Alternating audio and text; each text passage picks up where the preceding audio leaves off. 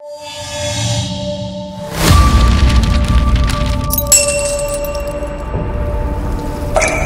మనిషి పుట్టుకతోటే దుర్మార్గుడు కాదు, వ్యసనపరుడు కాదు. కాని పరిస్థితుల ప్రభావం వల్ల అలా మారతాడు. ఆ మనిషి భావతరంగాలు మనం చూడగలిగిన, కొలవగలిగిన, దాని ద్వారా మనిషి మనసులోకి తొంగి చూడొచ్చు. ఎక్స్పెరిమెంట్లో చిన్న తేడా వచ్చి టోటల్లీ పెరాలసిస్ రావచ్చు, పిచ్చెక్కిపోవచ్చు.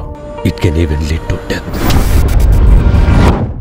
ఆ ప్రయోగం నా మీద చేయండి సార్.